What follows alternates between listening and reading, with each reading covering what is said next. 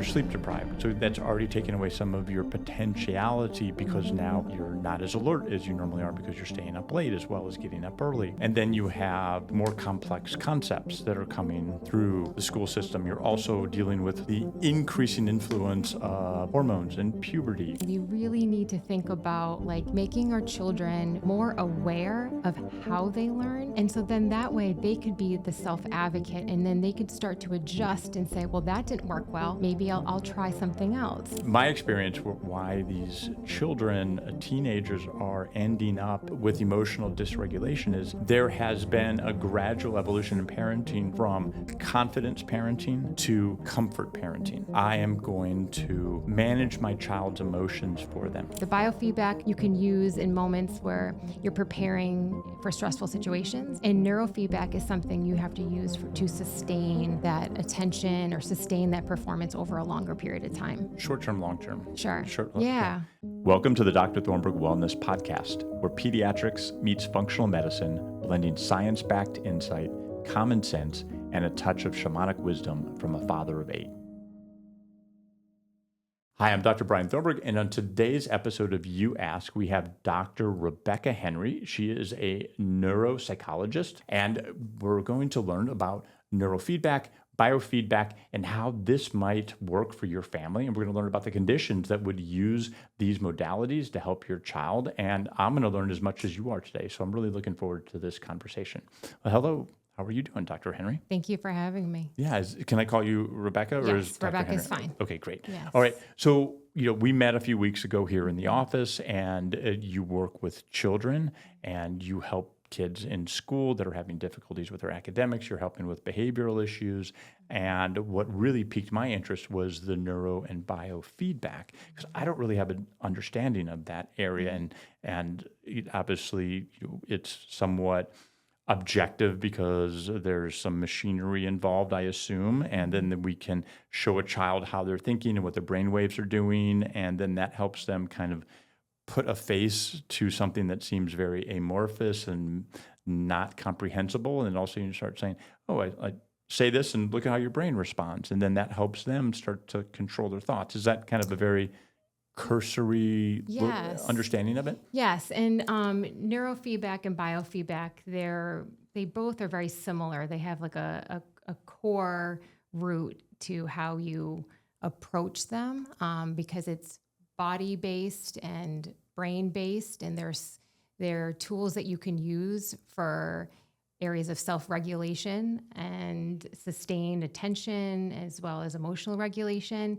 But before I go into those modalities, which I find to be very effective and important, I actually just did biofeedback before coming here today. It's something that you could do to help calm your nervous system and regulate yourself. I want to touch upon why would a parent feel like that would be something that they would need. So we're going to back up a little bit. And I want to start by saying that, not just as a psychologist, but as a parent, I hope that, our listeners are going to have this takeaway message that, not that I'm telling you what to do or add more on your plate, because as a parent myself, I don't need anybody telling me that I'm not doing something that I should be doing. Right. You don't need to add busy. 100%. But instead, my goal is for parents to be encouraged to shift their mindset and be more intentional about how they're showing up for their kids. Because when your parent, as a parent, you're doing the best you can, and you're all well-intended. There's good intentions with everything that you're trying to do. But when your kid starts to struggle in school, and you're, meeting with the school system, and they're implementing evidence-based practices, and your kid is still struggling, that's at a time when we need to take a pause and figure out what is the root cause of the problem. Because oftentimes what I see, and you might see this yourself, that parents will go to their practitioner and they will say, my kid is presenting with X symptoms. And those symptoms could be very similar. I'll give you an example. So the parent could say, my child's having a hard time focusing. I hear this a lot. my child is having a hard time paying attention, and it's affecting their performance and their learning. I don't know what to do. Well, that could look like many different things. That could look like anxiety. That could look like ADHD. But what's important is if we take a pause and we evaluate, and this is what I do. I conduct school-based neuropsychological evaluations, and given my diverse background in neuropsychology, mental health, and education, I'm able to look at these areas as different silos and looking at them in a more integrative approach, so I can see teasing them apart and what is really going on with the child. Because if we are just going based off of symptoms, we might misdiagnose and mistreat them.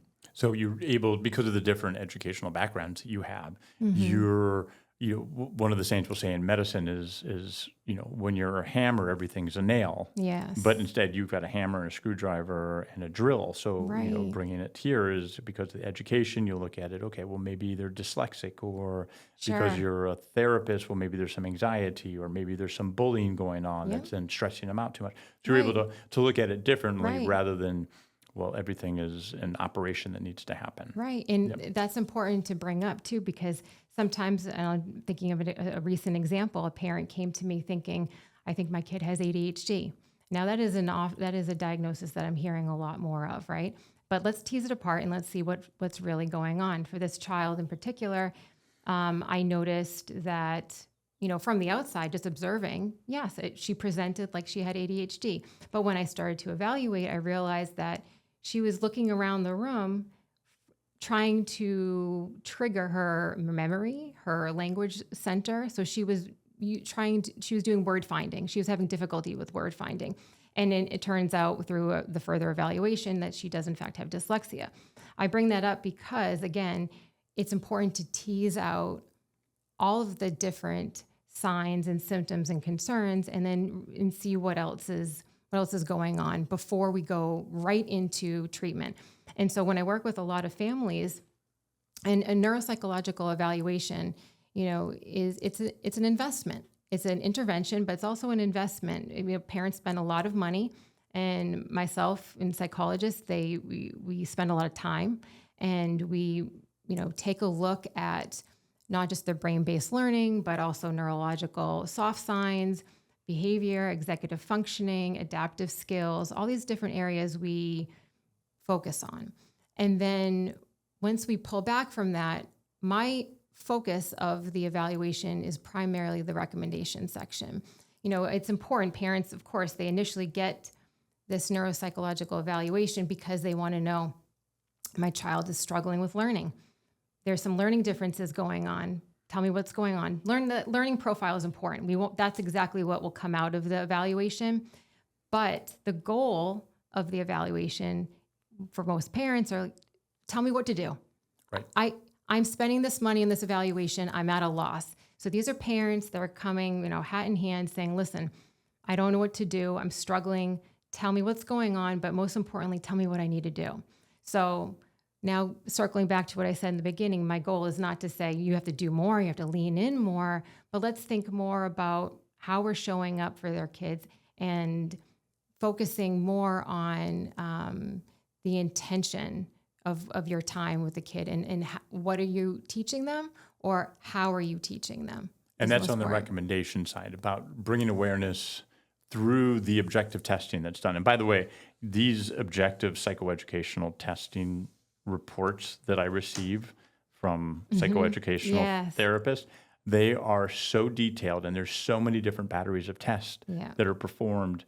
And then obviously, through all these different batteries of tests, you're able to recognize the child's receiving input. Can they receive it correctly? Then are their eyes or their ears inputting it correctly? And then once it gets into the brain, is the brain going through the series of steps to process the raw data to make a meaningful conclusion or summary of the input of the data? And then can they then externalize that summation, or is there a difficulty in it? For example, dyslexia, because I already mentioned that. Yep. Okay, the receiving input, and everything's fine on the input side, but then once you get to the brain, it switches or it scrambles. Right. And then that leads to spelling errors or comprehension issues because they're not putting the sequence of words correctly, and then they might have to spend more time reading because they keep losing their place on the page. And then that's where the parents are interested, and that's what you seem, what you're communicating is that's your favorite part of this whole process. Yeah, and even what you were just mentioning too about the visual scanning. So parents, this is another child I'm thinking about, and this happens often. Before I get into like the meat and potatoes of the neuropsych eval, I like to look and evaluate for neurological soft signs to see like, are these systems are they functioning properly? Because we might miss something if we don't take a look at that, right? So for example, you had just mentioned about like a child maybe reading and might lose his or her place. So for example, I was working with a child with autism. They came in with a concern that the child had dyslexia. And when I was doing this, I was doing a series of assessments. And when I had him follow with his eyes the tip of my pen, and it crossed over the midline of between his eyes, his eyes ended up jerking back and forth quite a few times. And I stopped and I did it a few more times. So his inability to follow that smooth pursuit with his eyes from left to right, think about it. What do you need to do as a learner? You need to read from left to right. And so therefore, all of the signs that were given to me, all those concerns of, he's losing track of when he's reading, or he's not reading the words correctly, he's skipping words, that all kind of fell consistent with what I was observing.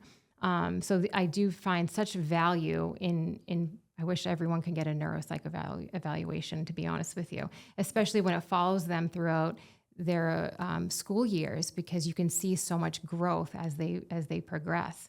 And going back into the role the parents are playing in providing that, opportunity for their child to receive an evaluation, because I do feel like it is an opportunity to have such great insight in learning about how your child learns best.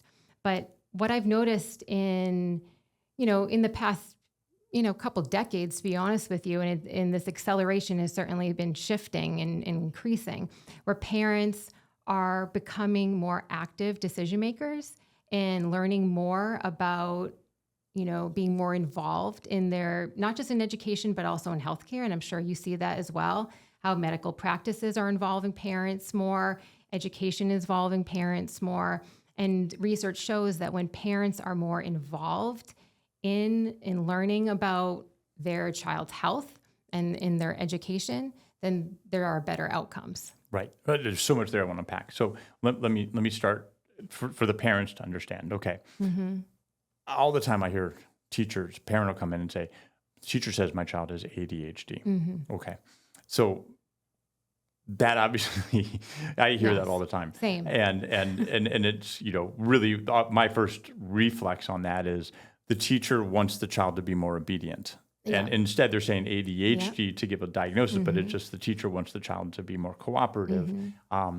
So when would a family decide to go and see a neuropsychoeducational specialist like you? Yeah, that's a great question. So there isn't like a right age, because I've seen it throughout, age, throughout elementary school, middle school, high school.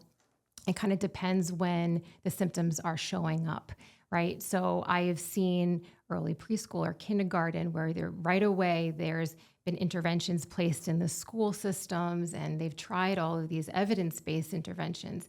They go through the multi-tiered system through a public education, and the child's still struggling. That would be a time to, get an evaluation, especially early on if there's developmental delays. But then I've also seen it where in later years, even in the high school years, where things are starting to unravel. I'll give you an example of something.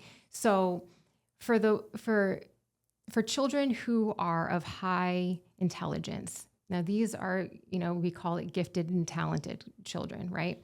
Now, first, for an example, if a child is gifted and talented, but also has ADHD, his symptoms, I'm saying he just for the sake of this conversation, his symptoms may be overlooked. You might not notice it as much, and he might actually do very well in school. So like, let's say in elementary and middle school, he was able to his memory was so strong, just as an example, that he was able to retain things and not have to do the work, right? He didn't have to organize his bag because he was a procrastinator, but he can find it the last minute because he had quick processing speed, right? So that family would not necessarily get an evaluation because things are status quo. The grades are good. He's doing what he needs to be doing. But then as he gets older, right? He gets older, and especially I noticed this like the first year in high school, demands start to increase. Okay, so now I'm going to use this term a lot, and I want to define it at some point. We're going to talk about self-regulated learning, and this is the part of the brain in the frontal cortex where it's not developed yet until your mid-20s. So adolescents for sure are the most impacted by this. So your self-regulated learning, this is your ability to plan, to self-monitor, to initiate tasks. A lot of executive function components to it. The demands of schooling, right? So now you're in high school, you don't have recess anymore. So there isn't the unstructured time that would have given you some self-regulated learning opportunities. But now you have so many responsibilities that are placed on you, not just school responsibilities, but after school activities, demands and deadlines. And at the same time, we're setting up these teens to fail because we're expecting them to have this perfect self-regulated brain. And we're saying, why isn't this done on time? Why weren't you able to do the baseball practice and your violin lesson and your schooling and prepare for this test? Why can't you do it all? Because the way that the world is shifting, where we want things done quickly and we want it done well. The kids especially teens, are being kind of set up to struggle.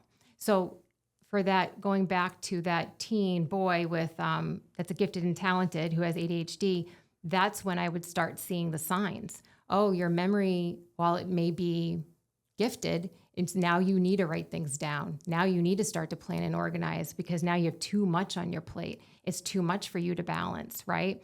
So when they start, if they're in like AP courses, for example, and I hear this all the time, well, they're in advanced courses. They don't have a disability. No. Advanced courses does not, you could still have a disability regardless. It does not, I don't like the whole, well, you're not bright, if you have a disability. No, if you struggle, you struggle. But I think what happens is it becomes more apparent when you have demands placed on you that are too much for you to hold on to. Right, you're just not ready to. And that's what you meant, when you say multi-tier. Yes. It's like in elementary school, sure, you can memorize the letters and the words, Yes. and so it's easy. Junior high, same, you're able to move through that. But then when also you move to high school, now you're up at 5:30 in the morning. Exactly. So you're sleep deprived. So that's already taken away some of your potentiality because now you're not as alert as you normally are because you're staying up late as well as getting up early. And then you have more complex concepts that are coming through the school system. You're also dealing with the increasing influence of hormones and puberty.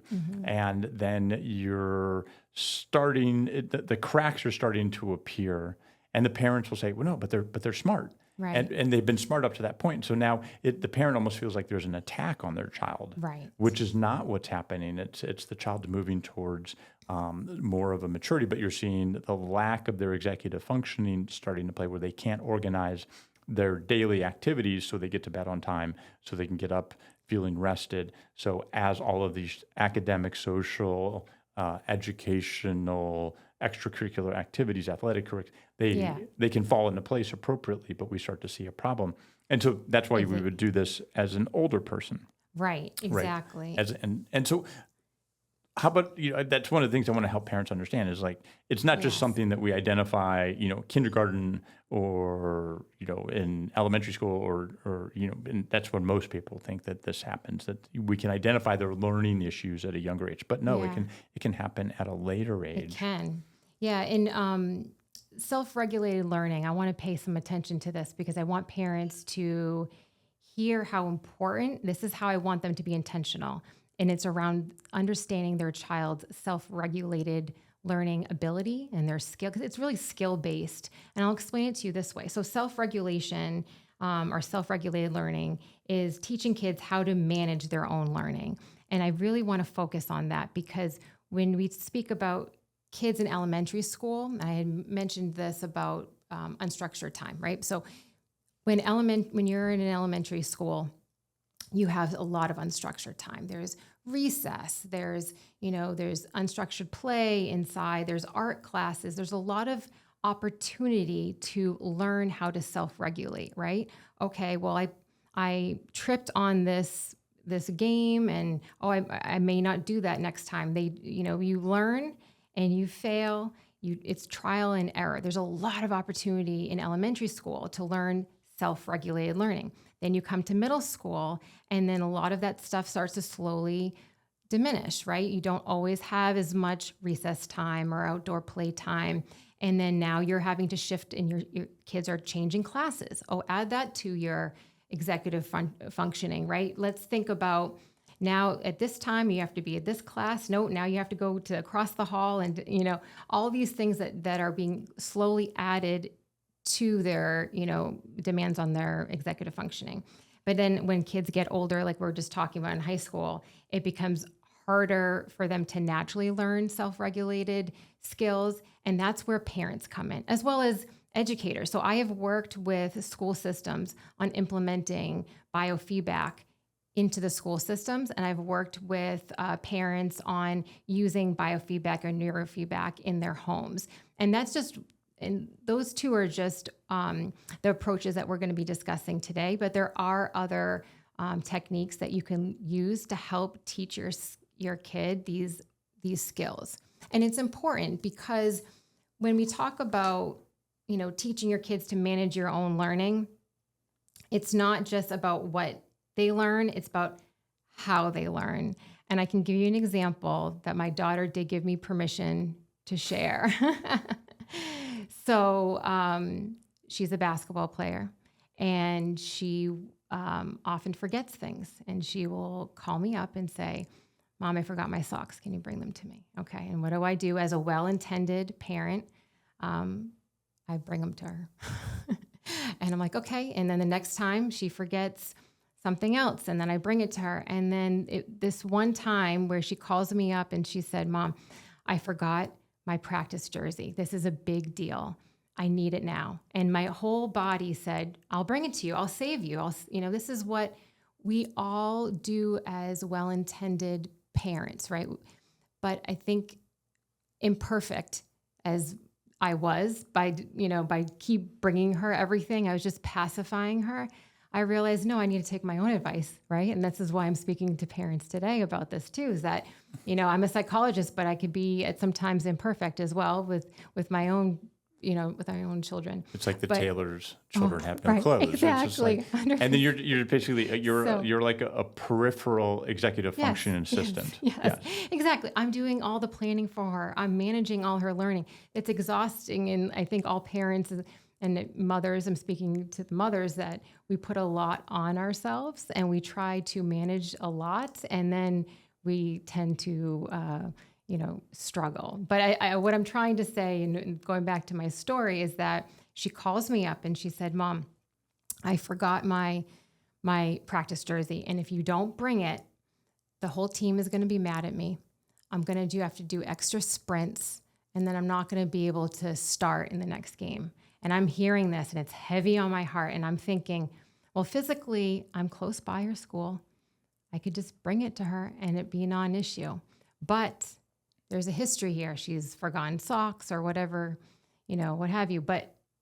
And then I said something so powerful. And it took a lot out of me, but I said, "No."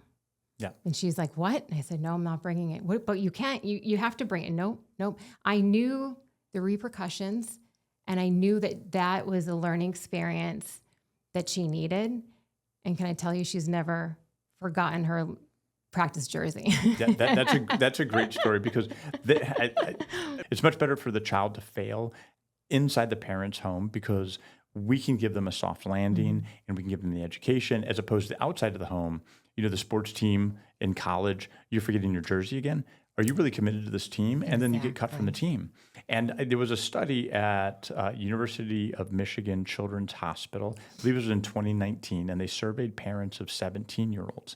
And they asked them, is your child prepared for adulthood? Very reasonable question because they're trying to understand how parenting is working these days. Right. And 87% of the parents said that they have done, they were congratulating themselves. We've done a good job at teaching our kids how to be, soon adults. Yeah. And so they asked some basic questions. Sure. Motrin over-the-counter medicine bottle, Benadryl over-the-counter medicine bottle. How many of these kids, 17-year-olds, can do that? 8% knew how to read the back of a medicine bottle.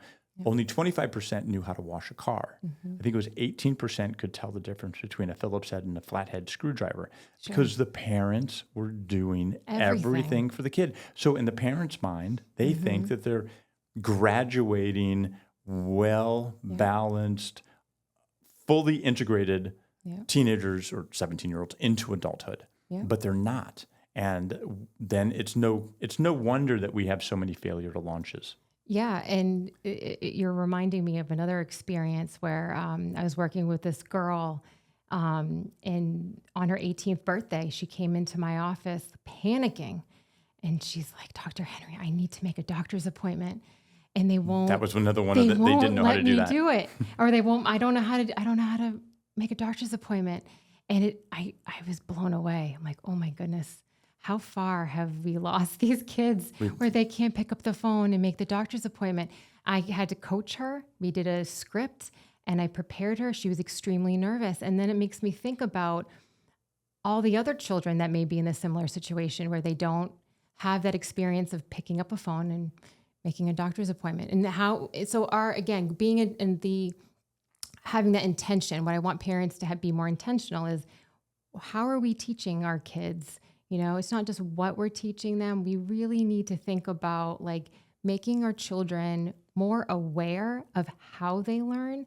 And so then that way they could be the self-advocate, and then they could start to adjust and say, well, that didn't work well. Maybe I'll try something else. So, and that naturally goes into what I see. This is the work from Carol Dweck on the growth mindset and in the fixed mindset, where there are two patterns that we see with kids and with everybody, really. All kids or certain all age? Kids. All kids. Yeah, all kids. You see for growth mindset, you have those individuals where they believe that they can do better. They get the test and they see that they struggled, and then they say to themselves, you know what?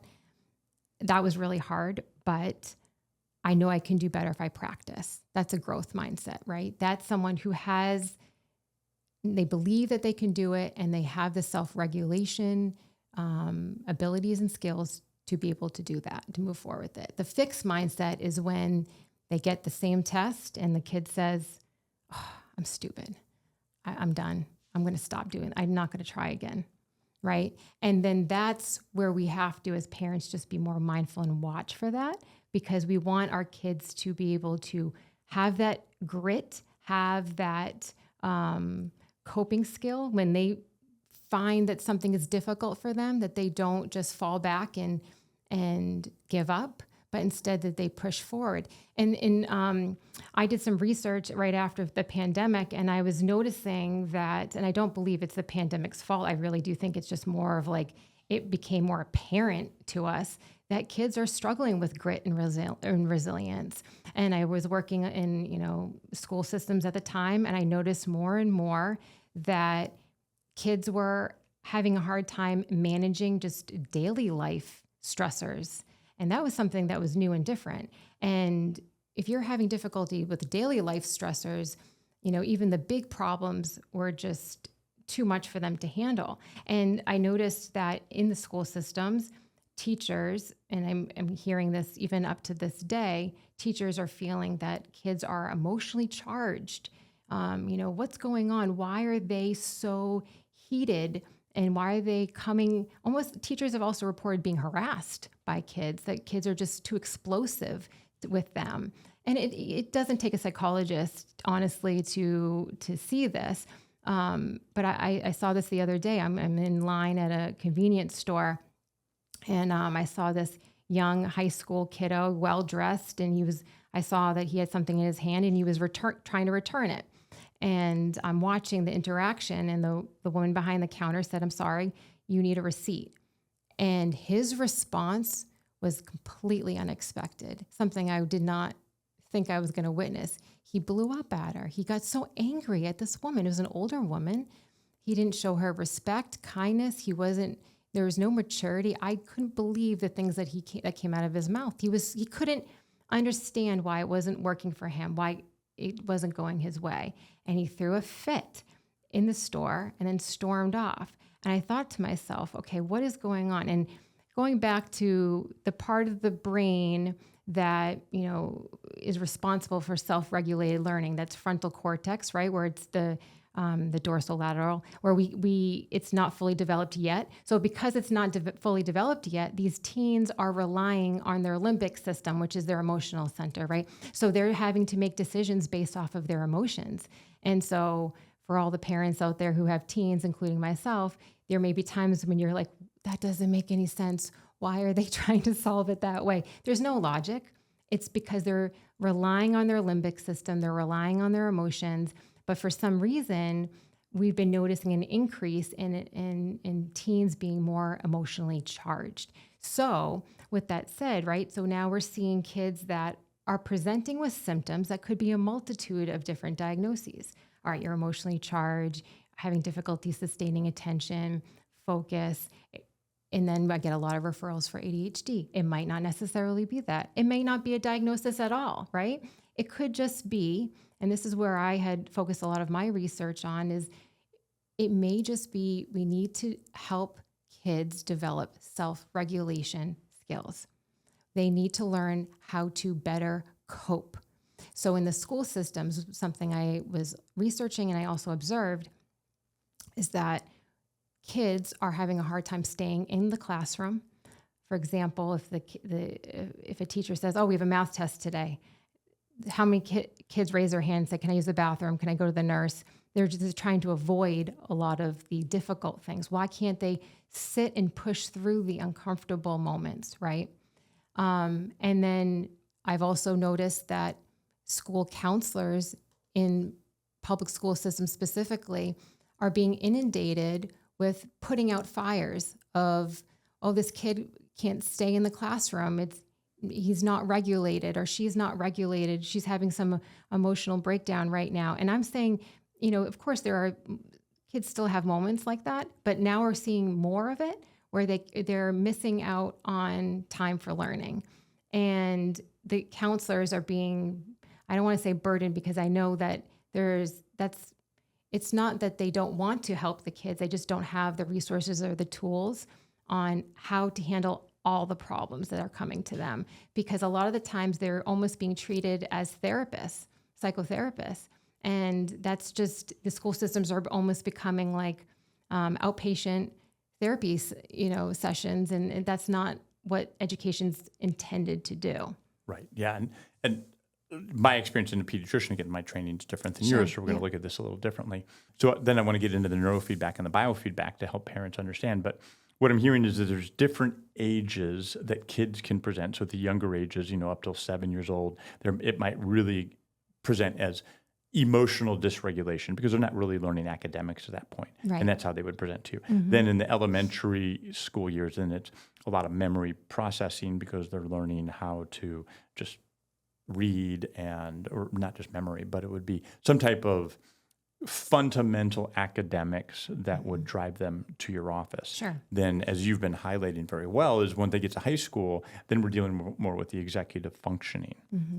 So just for parents to kind of see how it might present at different ages. Yep. And my experience, why these children, teenagers, are ending up with emotional dysregulation is there has been a gradual evolution in parenting from confidence parenting to comfort parenting.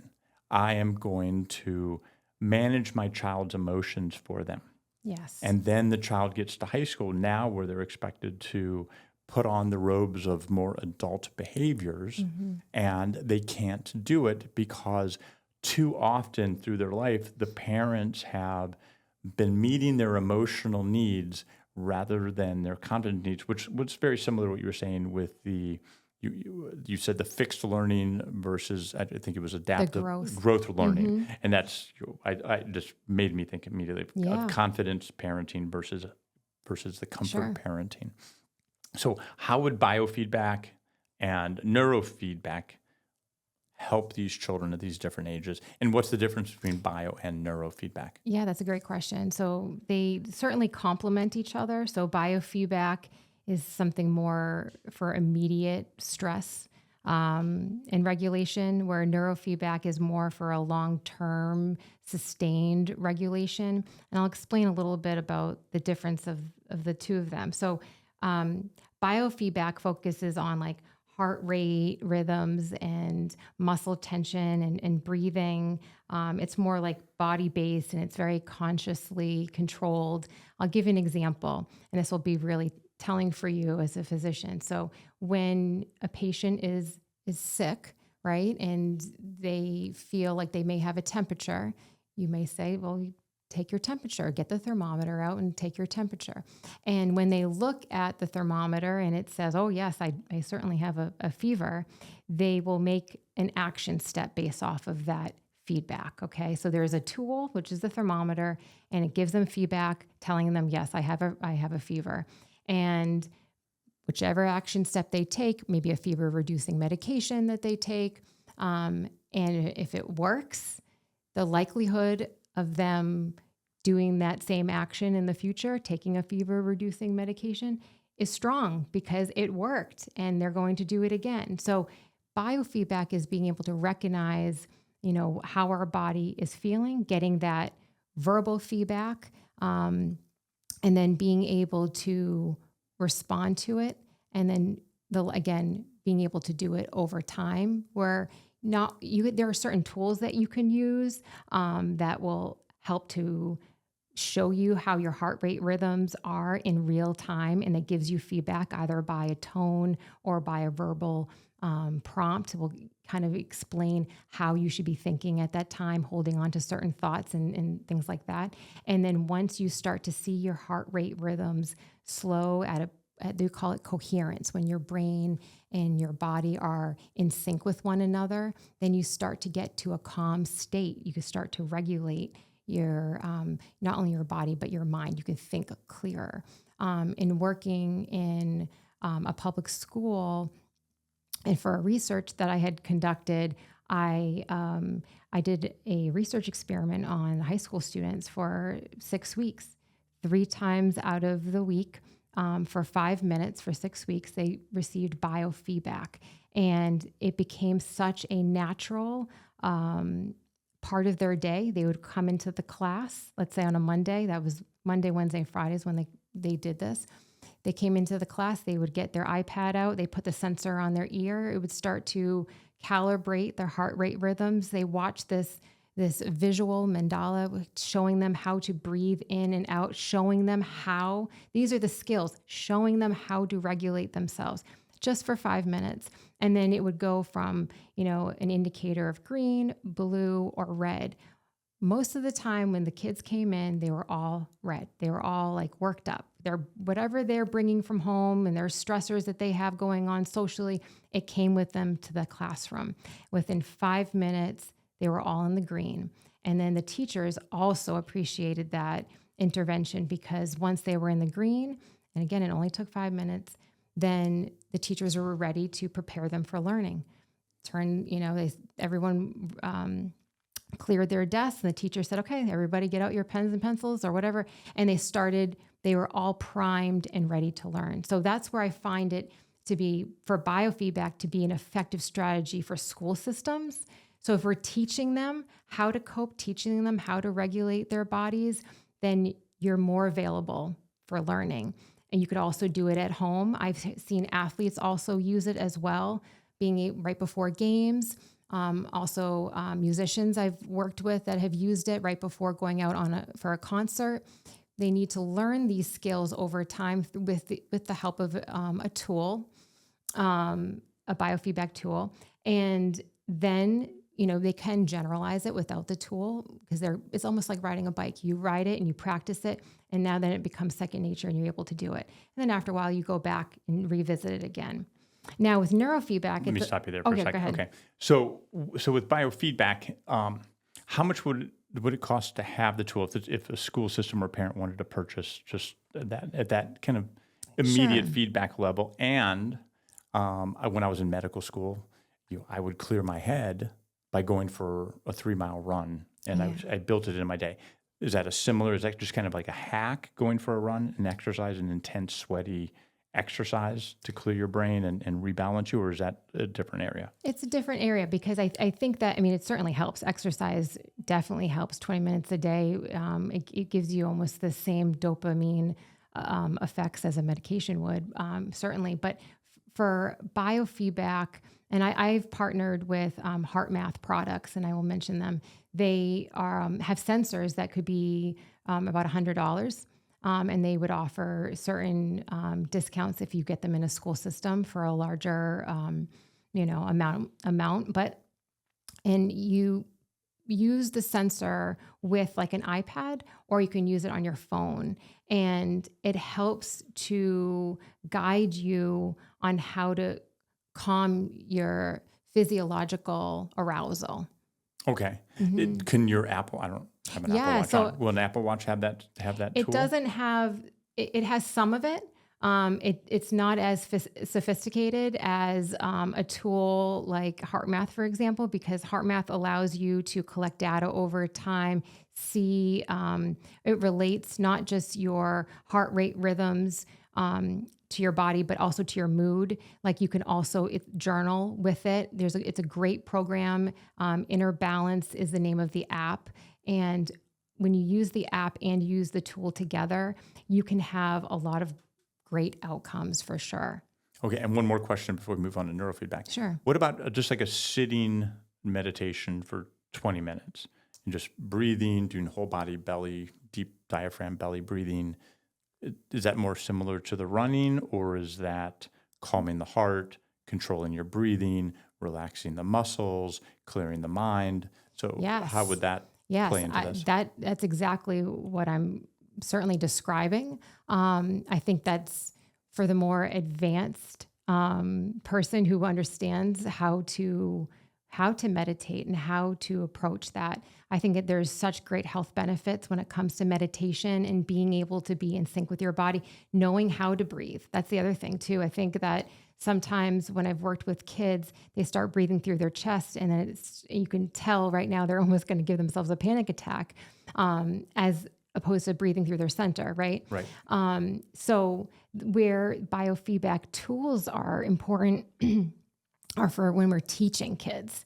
But the goal is certainly for what you just said, to do that meditation, because yes, if they can get to a point where they don't have their sensor with them and they know how their body is feeling, they can feel the triggers, and they know the feedback that the machine was telling them to do, and they can do that in an exercise involving meditation, then that's fantastic. You mentioned kids breathing through their chest. And so, even adults do it. It's not just a kid thing. Yes. But as a pediatrician, I have, the lovely benefit of seeing babies. I was just going to say I always go with the example of babies, because visually, if you see a baby sleeping and their bellies go up and down, that's how you have to teach them how to breathe. We call them little Buddhas, because they just breathe right out of their belly, and that's the proper way to breathe. It's almost like, if you think of it like a billow, you can get much more amplitude, and you can just clear the body. And, what we are is we're just constantly opening and closing as we breathe. The first thing that happens when right after we're conceived is the cranial pulse starts to generate a rhythm 6 to 14 times a minute inside of us. And it's the initial breath of life is that cranial respiratory rate. So anyways, that's a whole nother pathway. But so tell me about neurofeedback. So neurofeedback is, it's more brain-based. So the brain learns through real-time feedback, and there isn't necessarily a verbal instruction or verbal feedback. You'll see more feedback through either sounds or through visual. So I'll explain it this way. So neurofeedback, you have these electrodes that you put on certain points in on your scalp, and it will your brain's activity will be like conducted through the sensors, and then we will be able to see it on a screen. So I will be able to see certain brain wave activity in certain areas of the brain.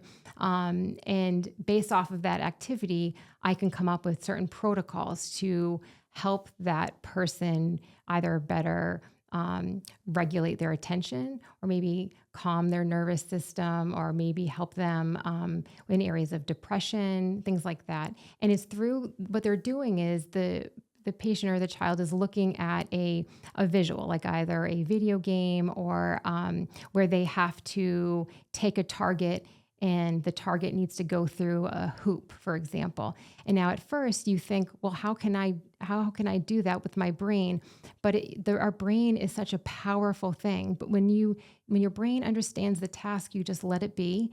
And once you start to concentrate on it, and again, with the feedback of the auditory feedback as well as the visual feedback, your brain will start to perform those tasks. And then over time, it becomes stronger and stronger. And then when you're not connected to the sensors in moments when you need to be attending better, then your brain's like, oh yeah, I get it now. I have to pay attention. And you will start to see signs of that. It's certainly slower. It's not like medication where you get like a quick result. But if you are consistent with neurofeedback over time, you start to see changes in your brain activity. So just again, so I trying to make a reference that makes kind of lands it a little bit more for me is when did you watch Karate Kid? Yes. Okay. Yeah. So when Miyagi? Yes. When Miyagi tells, I don't remember the guy's name, the boy that's learning karate, and he has him like cleaning waxing the deck. Yeah. And then Daniel-san. Yeah, there you go. Thank you. He sort of had him wax the deck. And at first, he's like, this is ridiculous. I'm like, why am I doing this? I'm not learning karate. Mm-hmm. But then all of a sudden, he just knew how to go. Yes. And all of a sudden, he was practicing. He had no idea. So is that kind of a very gross analogy, but it's the same. All of a sudden, you're doing something that teaches you to take what we want to put into our subconscious. Mm-hmm. You're taking it consciously and you're driving it into your subconscious. Yeah. Well, what that is, it's training. So, right. And if it's, wiping a car down in circles or, staring at this training device, and your brain is doing the same thing over and over again in repetition, that's learning. So, and learning happens, and then training happens, and then performance happens. Right. And I think almost every professional athlete has engages in some form of training like this. Yes. Yeah. So a lot of the teens that I've worked with have referenced, and this is very popular, the Netflix series that came out with Quarterback, and they referenced Kirk Cousins and how he used neurofeedback before his games. And so that's where I remember neurofeedback being something I'd have to explain to a lot of people, but now you're hearing more discussion about it because athletes are using it to get into that zone where they're able to have that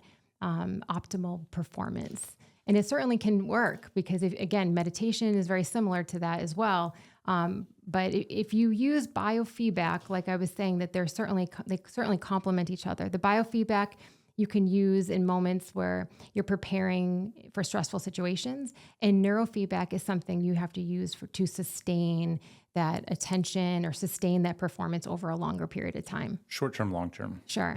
Yeah. So, we were speaking about children at different ages presenting with academic difficulties, self-regulation, learning how to process information, intake, process, output of information. Is there a point that you would bring in biofeedback? Is there a certain level of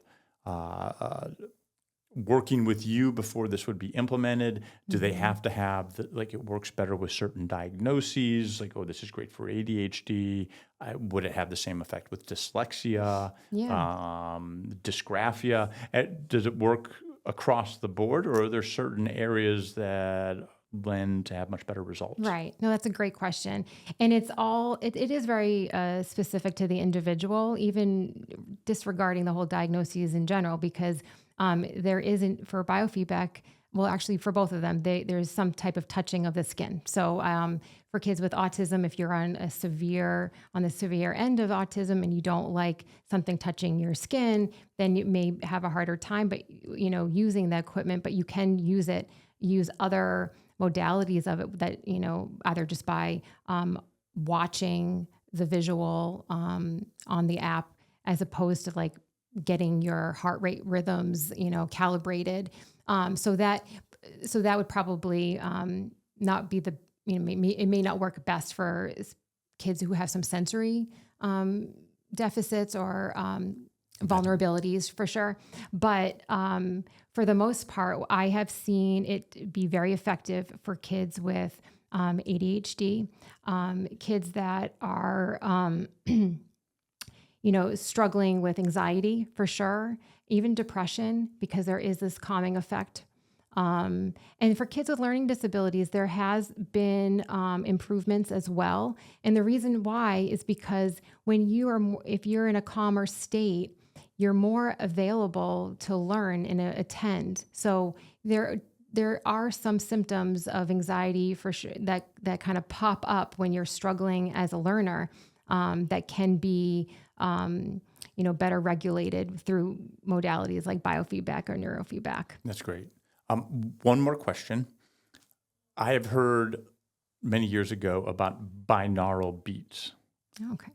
Where you'll put headphones on and the beats will come at unsyncopated times, Yes. and that is taking the left and right brain, and then basically teaching the left and right brain to communicate better. There are even some physical exercises you can do, like putting your pinky out and your thumb out, and then knowing how to do this, which is very hard. Is that kind of a similar, because now I really have to focus. Yeah. Is that kind of landing you in as a quick fix? What you're describing is information processing from it's crossing the midline. So whenever there's, when you're using both sides of your hemispheres, and you're crossing the midline, you're increasing neural pathways, you're increasing information processing, which then ultimately helps you learn. So the crossing of the brain is really important. So that's where you teach kids to go like this. Yes. And then they always like to do it because they like to see who can do this and who can't do that. So it's fun to do in the office. Yeah. There are some other techniques like throwing balls up and then catching them. Yeah. And that. Even just like cursive writing, that's something that I tell parents all the time, and school systems, that I strongly believe with the research that I have seen in school systems that work with kids specifically with dyslexia, they use cursive.